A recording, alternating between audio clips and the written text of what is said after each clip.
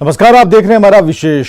बिहार का इतिहास काफी समृद्ध रहा है और एक समय बिहार की धरती पर नालंदा और विक्रमशिला जैसे शिक्षा के केंद्र पूरी दुनिया को ज्ञान देते थे। लेकिन आज बिहार के शिक्षण संस्थानों की हालत जर्जर हो गई है। देश भर के शिक्षा संस्थानों की जारी ताजा रैंकिंग में आईआईटी और पटना और एनआईटी पटना को छोड़कर बिहार का कोई भी शिक्षण संस्थान जगह नहीं बना पाया है। यानी कि बिहार फिर से फिसड्डी साबित हो गया है।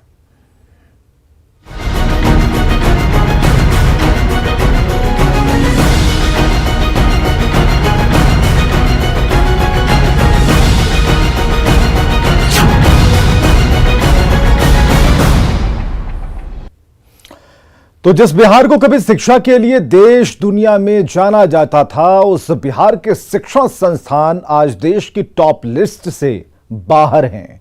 पिछले कुछ दशकों में, खासकर 90 के दशक के बाद से बिहार की शिक्षा व्यवस्था मानो आईसीयू में पड़ी है। एनआईआरएफ रैंकिंग में सिर्फ आईआईटी पटना ने बिहार की लाज बचाई है, वो भी ओवरऑल कैटेगरी में। और इसके अलावा लॉ, मैनेजमेंट, मेडिकल या फिर इंजीनियरिंग, किसी भी कैटेगरी में बिहार का कोई भी शिक्षण संस्थान नहीं है। रिपोर्ट देखिए।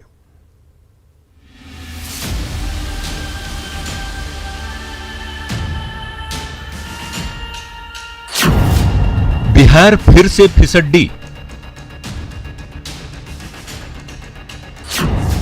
एनआईआरएफ रैंकिंग ने खोली पोल। नेशनल रैंकिंग में नहीं मिला स्थान।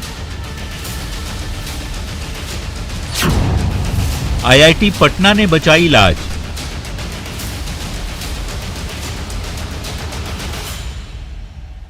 कहते हैं, जैसी फसल बोओगे वैसी ही काटोगे।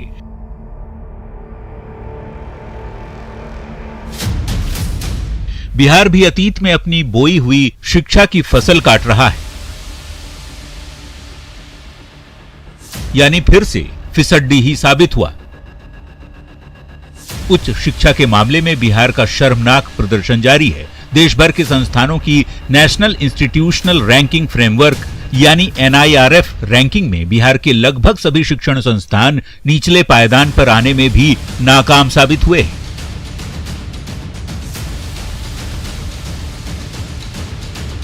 बस एकमात्र आईआईटी पटना ने बिहार की लाज रख ली। नेशनल इंस्टीट्यूशनल रैंकिंग फ्रेमवर्क यानी एनआईआरएफ 2021 की सूची जारी हो गई है और ये जो सूची जारी हुई है वह बिहार के लिए काफी निराशाजनक है। इस सूची के अनुसार बिहार के दो शैक्षणिक संस्थानों आईआईटी पटना और एनआईटी पटना ने जगह बनाई है। पिछले 3 सालों में आईआईटी पटना ने अपने ओवरऑल रैंकिंग में काफी सुधार किया है। इस बार नई कैटेगरी रिसर्च में आईआईटी पटना ने भी स्थान बनाया है।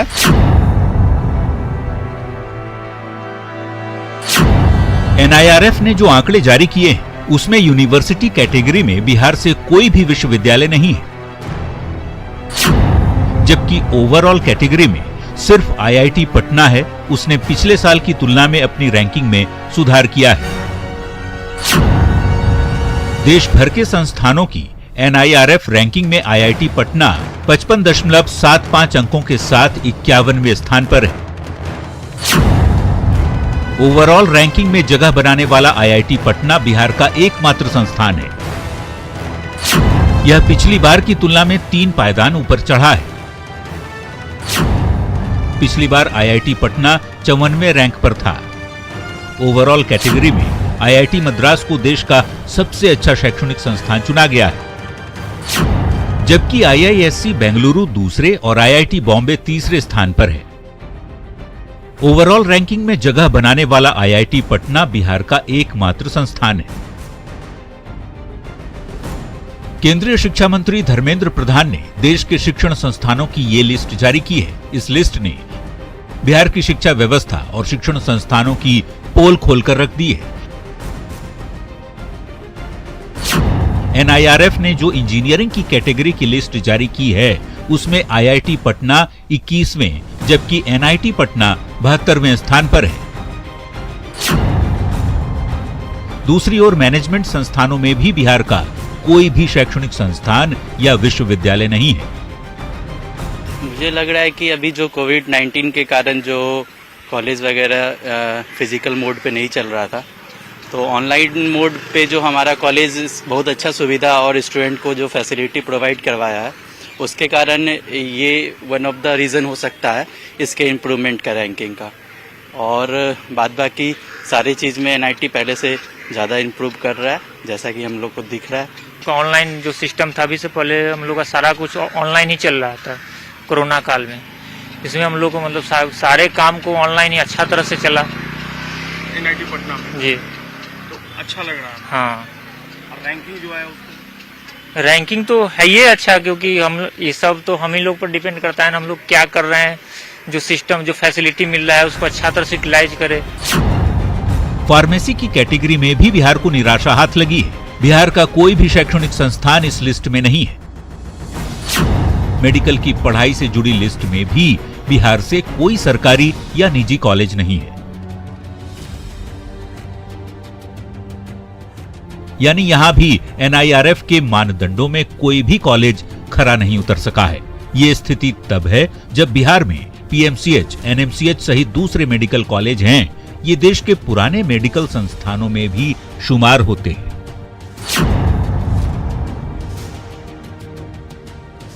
लॉ की पढ़ाई करने वाले संस्थानों की सूची में भी बिहार से कोई भी कॉलेज या संस्थान नहीं है। रिसर्च कैटेगरी में बिहार की लाज IIT पटना ने ही बचाई है। इस कैटेगरी में IIT पटना 50 संस्थानों की लिस्ट में 47वें स्थान पर है। जाहिर है ये बिहार के लिए शर्म की बात है। जिस बिहार को कभी शिक्षा के लिए दुनिया भर में जाना जाता था, आज उसी बिहार में शिक्षण संस्थानों की ये स्थिति है।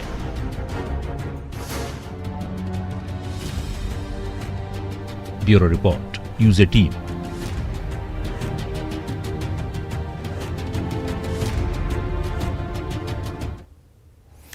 तो ऐसा नहीं है कि कोई पहली बार है कि जब NIRF रैंकिंग जारी हुई है। शिक्षण संस्थानों की ये रैंकिंग साल 2015 से ही जारी की जा रही है।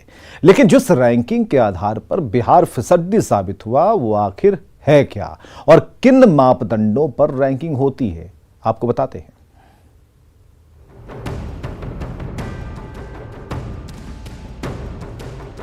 केंद्रीय शिक्षा मंत्रालय हर साल नेशनल इंस्टीट्यूशनल रैंकिंग फ्रेमवर्क यानी NRIF रैंकिंग जारी करती है। लेकिन बिहार की बदकिस्मती कहिए या अब तक के सरकारों की लापरवाही, नतीजा पूरे राज्य को भुगतना पड़ रहा है। अगर IIT पटना और NIT पटना नहीं होते तो इस लिस्ट में बिहार का नाम भी नहीं होता। वो तो भला हो इन दो शिक्षण संस्थानों का जिन्होंने NRIF रैंकिंग में बिहार की लाज बचा ली। ऐसे में यह जानना जरूरी है कि आखिर ये NIRF रैंकिंग है क्या। तो आइए आपको बताते हैं। NIRF यानी नेशनल इंस्टीट्यूशनल रैंकिंग फ्रेमवर्क एक सरकारी संस्था है जो केंद्रीय शिक्षा मंत्रालय के अधीन काम करती है। NIRF शैक्षणिक गुणवत्ता के साथ अन्य मापदंडों के आधार पर देश भर के शिक्षण संस्थानों को रैंकिंग देने का काम करता है। 29 सितंबर 2015 को शैक्षणिक संस्थानों को रैंकिंग देने की शुरुआत की गई थी, जिसके बाद NIRF ने 4 अप्रैल 2016 को कॉलेजों की पहली लिस्ट जारी की थी।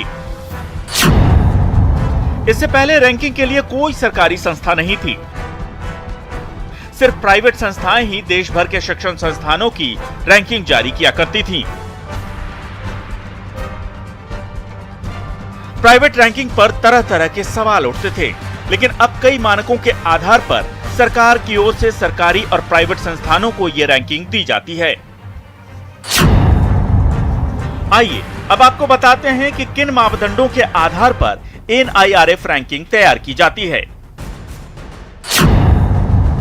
इसके लिए 5 तरह के पैरामीटर्स बनाए गए हैं।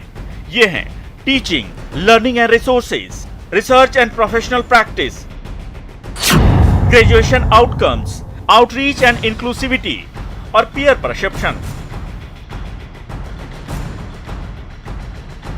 दुर्भाग्य से इन 5 मापदंडों पर बिहार का कोई भी कॉलेज या विश्वविद्यालय खरा नहीं उतरा है। बिहार में राज्य सरकार शिक्षा पर 35,000 करोड़ रुपए सालाना खर्च करती है और ये पूरे बजट का लगभग 20% है। बावजूद इसके उच्च शिक्षा के मामले में बिहार एक बार फिर से राष्ट्रीय स्तर पर फिसड्डी साबित हुआ है। आइए अब जानते हैं कि इस रैंकिंग में पिछले साल कौन से इंस्टीट्यूट टॉप पर थे।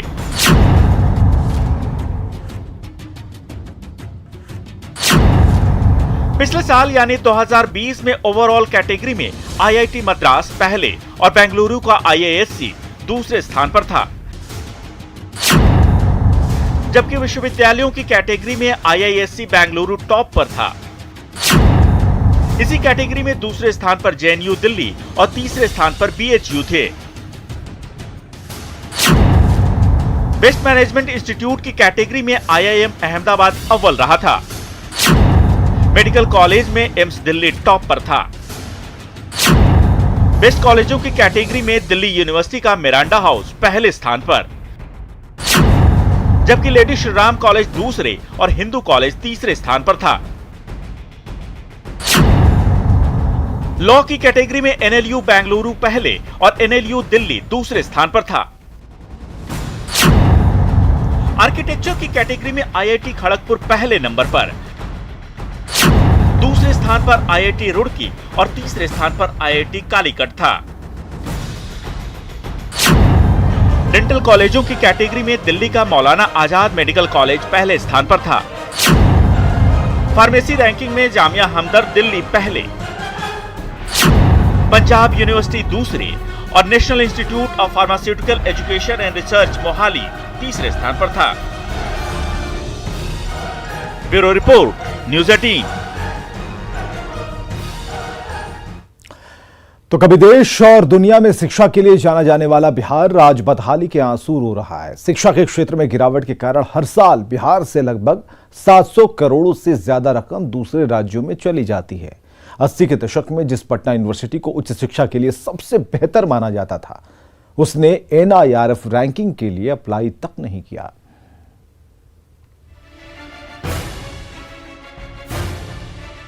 भारत के 10 प्राचीन विश्वविद्यालयों में से 3 बिहार में रहे हैं, लेकिन आज शिक्षा के क्षेत्र में बिहार की स्थिति किसी से छुपी नहीं है।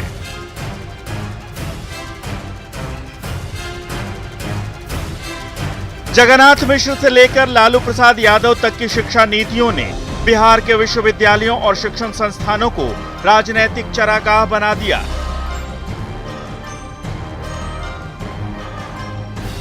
जैसी नींव रखी गई थी वैसी ही इमारत भी खड़ी हुई और राजनीतिक अराजकता और अफरा तफरी ने इसे गर्त में धकेल दिया।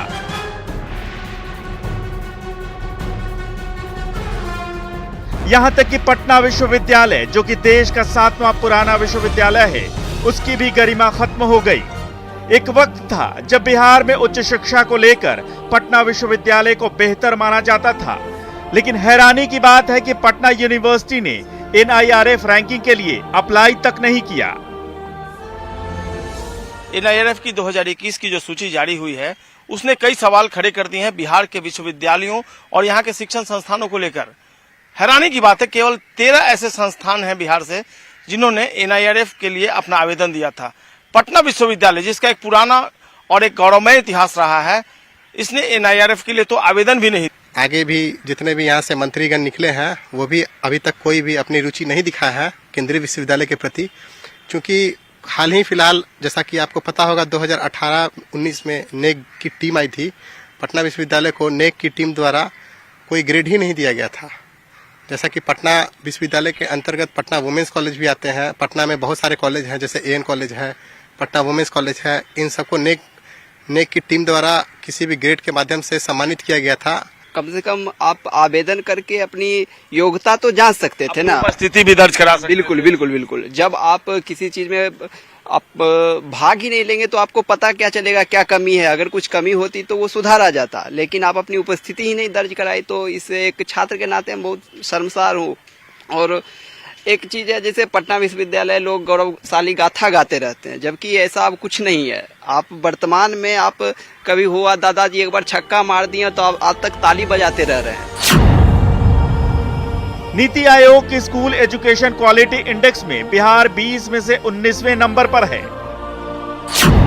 जबकि केंद्र सरकार की परफॉर्मेंस ग्रेडिंग इंडेक्स यानी पीजीआई में बिहार 10 में से 6वें नंबर पर है। परफॉर्मेंस ग्रेडिंग इंडेक्स के लिए शिक्षा की गुणवत्ता, इंफ्रास्ट्रक्चर, पुस्तकालय और छात्र शिक्षक अनुपात को आधार बनाया जाता है। उच्च शिक्षा के लिए बिहार एक ऐसा राज्य है जहां के विद्यार्थियों पर दूसरे राज्यों के गैर सरकारी संस्थान अपनी गिद्ध दृष्टि जमाए रखते हैं। एक स्टडी के मुताबिक उच्च शिक्षा के लिए प्रतिवर्ष 1 लाख छात्र बिहार से दूसरे राज्यों जैसे महाराष्ट्र, राजस्थान और कर्नाटक आदि में पलायन